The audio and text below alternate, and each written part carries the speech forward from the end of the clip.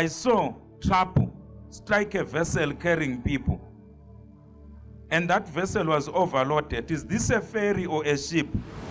Ladies and gentlemen, I'm sure by now you have received the news that pane boat KARIBA rakaita capsize rikauraya vanhu vakawanda.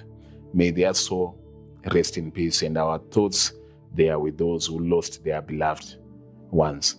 However, the reason why I'm doing this video is because there is a prophecy reminder of a prophecy that was done by Dr. Pastor Ian Ndlovhu quite a long time ago, in 2016, which means it's a decade. Vakaprofita accurately about these events. I want you to watch this video and I'll tell you what I think at the end. This pertains to one of the countries in Southern Africa and a large body of water. I saw trouble strike a vessel carrying people, and that vessel was overloaded. Is this a ferry or a ship? This is not an ocean or a... It is just a vast body of water, like a lake or a dam. I don't know whether it's a lake or a dam, but I just saw in a vision a large body of water. From the vision, I could not tell whether it was a dam or a lake, but I saw something like a ferry or a boat having a lot of people inside, and it just capsized and people were drowning.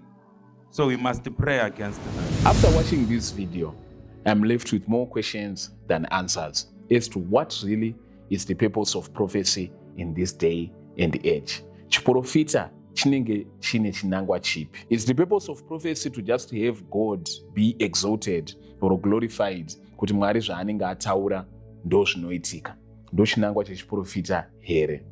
Or the purpose of the prophecy is so that tizive zvinogona kuitika pamberi apa. If there is room for us to pray kuti zvinhu zvichinje izvozvo, tobva tanamata. And kana pakanamatwa, why is it zviprofita zvirongozadziswa, whereas tinenge tamboudzwa to pray about it, and totoziva kuti ma-intercessors mamwe anenge atonamata about it, and zvinhu zvoramba zvichingoitika.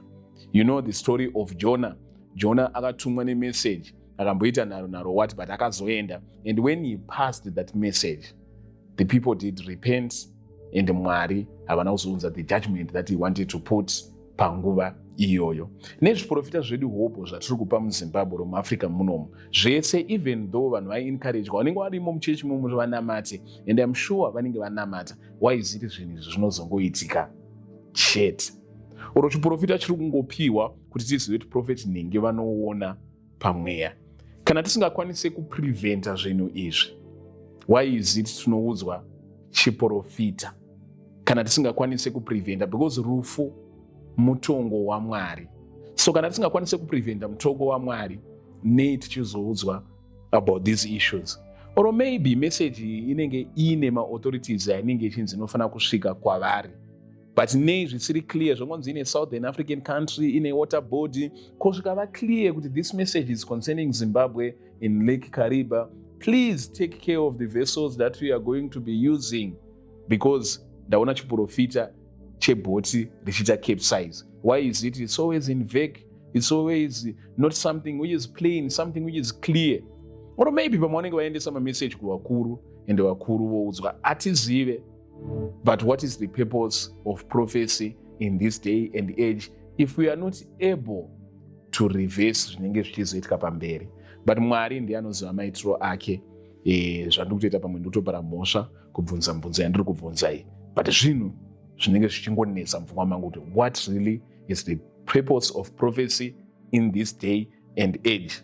In the Bible, of course, kaverenga kuna Corinthians niko chinzwa nayo kuti prophecy comes to exhort. Ndozvaoneka kuchinzwa muBible to exhort, to edify the church. Izvi zviprofita zviri kusimbisa church here? Zviprofita zviri kuexhort here izvi? Kana kuti tingoudzwa zvinhu zvichiitika mberi kuti muchakaura, tobva tangokaura. And once again, our condolences to those families who lost their loved ones. Our thoughts and prayers are with them in such a difficult time.